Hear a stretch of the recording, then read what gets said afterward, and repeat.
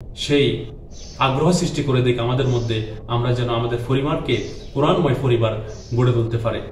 আমাদের সামনে অনেক গুরুত্বপূর্ণ একটি মাস আমাদের সামনে এসে হাজির হয়েছে। এই গুরুত্বপূর্ণ মাস হচ্ছে রমাদান মাস। এই রমাদান মাস সম্পর্কে আমাদেরকে অনেক বেশি জানতে হবে। এই রমাদান মাস কেন গুরুত্বপূর্ণ, এই রমাদান মাসের সাথে আমাদের কোরআনের কি সম্পর্ক, এই রমাদান মাস আমাদের কাছে কেন অনেক ফজিলতপূর্ণ। আল্লাহ তাআলা সূরা আল বাকারার 185 নম্বর আয়াতে বলেছেন যে শাহরুর রমাদান আল্লাযী উনজিলা ফীহিল কুরআন হুদাল লিন-নাস ওয়া বায়িনাতুম মিনাল হুদা ওয়াল ফুরকান। রমাদান মাস, আল্লাহ তাআলা এই মাসে কোরআন নাজিল করেছেন মানুষের হিদায়াতের জন্য এবং হিদায়াতের সুস্পষ্ট নিদর্শন সমূহ এবং সত্য মিথ্যার পার্থক্যকারী হিসাবে। তো আল্লাহ তাআলা এই রমাদান মাসে কোরআন নাজিল করেছেন সুস্পষ্টভাবে। সূরা আল বাকারার 185 নম্বর আয়াতে আল্লাহ তাআলা বলে দিয়েছেন এই রমাদান মাসে পুরা কোরআন নাজিল হয়েছে। এটা হচ্ছে লাউহে মাহফুজ থেকে আল্লাহ তাআলার নিকটতর আসমানে বাইতুল ইজ্জাতে সম্পূর্ণ কোরআন নাজিল করেছেন এবং বাইতুল ইজ্জাতে সেটি রেখেছেন। বিভিন্ন সময়ে বিভিন্ন প্রয়োজনের তাগিদে নবী করিম হযরত মুহাম্মদ সাল্লাল্লাহু আলাইহি সাল্লামের উপর এটি নাজিল করেছেন। এই কোরআন নাজিল হওয়ার সর্বপ্রথম যে আয়াতটি ছিল সূরা আলাকের যে আয়াতগুলো ছিল সেগুলো এই রমজান মাসে আল্লাহ তাআলা নাজিল করেছেন।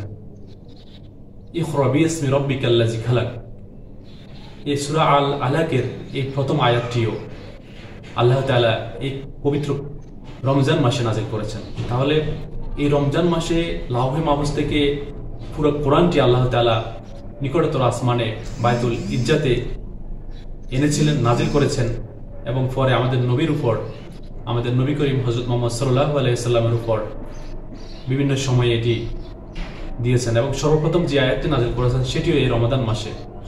এরপর আল্লাহ তাআলা বলেছেন সূরা কদরের ইন্না আনজালনাহু ফি লাইলাতিল কদর, নিশ্চয় আমি এই কোরআন নাজিল করেছি কদরের রাতে। এই কদরের রাত্রিও এই রমজান মাসে, এই কদরের রাত্রিও আসে কোন মাসে? এই রমাদান মাসে। তাহলে এই রমজান মাসে আল্লাহ তাআলা কোরআন নাজিল করেছেন এবং এই রমজান মাসের ভিতরেই কদরের সেই রাত্রি রয়েছে যেদিন আল্লাহ তাআলা কোরআনটি পুরো কোরআন নাজিল করেছেন। এই কদরের রাতটি 1000 মাস অপেক্ষা উত্তম। এই কদরের রাতটি কেন সেরা হয়েছে? 1000 মাস অপেক্ষা উত্তম হয়েছে কোরআন নাজিল করার জন্য। যে কোরআন নাজিল হওয়ার কারণে এই কদরের রাত্রি এত মর্যাদা হয়েছে, এত বরকতময় হয়েছে। সূরা দুখানের 3 নম্বর আয়াতে আল্লাহ তাআলা বলেছেন ইন্না আনজালনাহু ফি লাইলাতিন মুবারাকাতিন ইন্না কুন্না মুনজিরিন, নিশ্চয় আমি এটি নাজিল করেছি বরকতময় রাতে, নিশ্চয় আমি সতর্ককারী। এই বরকতময় রাত, এই রাতটা যে বরকতময় রাত,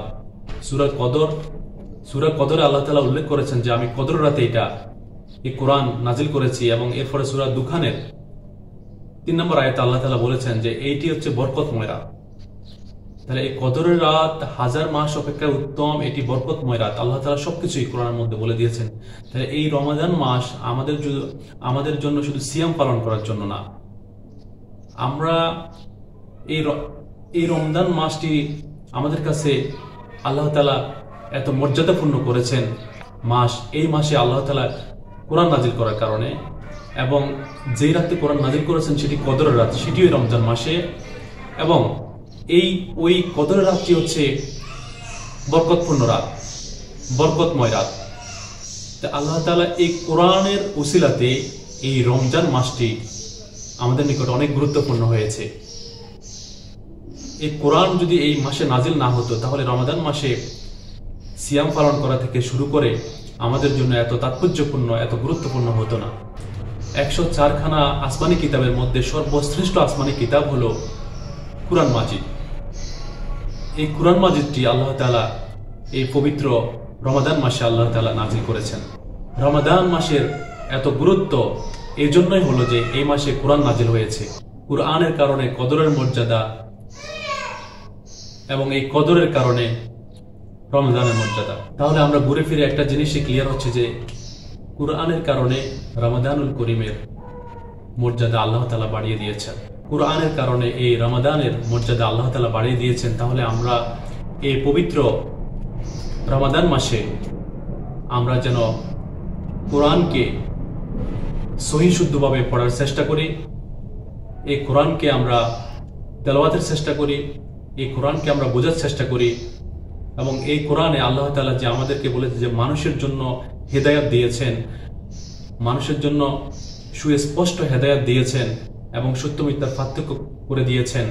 তা আমরা যদি এগুলো অর্থ না বুঝে পড়ি, আমরা যদি এগুলো বোঝার চেষ্টা না করি, আমরা যদি কোরআনের হক পরিপূর্ণভাবে আদায় না করি, সহি শুদ্ধভাবে তেলাওয়াত না করি, তাহলে আমরা এই রমাদানে শুধু রোজা রেখে সিয়াম পালন করে এই রমাদান মাসের বরকতময়পূর্ণ যে রমাদান মাস, আমরা সেই বরকতের অংশীদারি হতে পারবো না।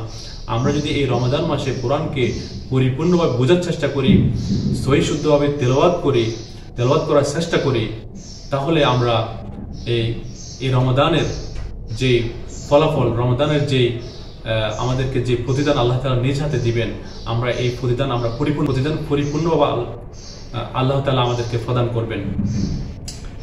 তাই এই রমাদান মাসে আসুন আমরা সবাই কোরআনময় জীবন পরিচালনা করি, কোরআনকে আঁকড়ে ধরি, কোরআনকে সহি শুদ্ধভাবে পড়ার চেষ্টা করি এবং আমাদের যারা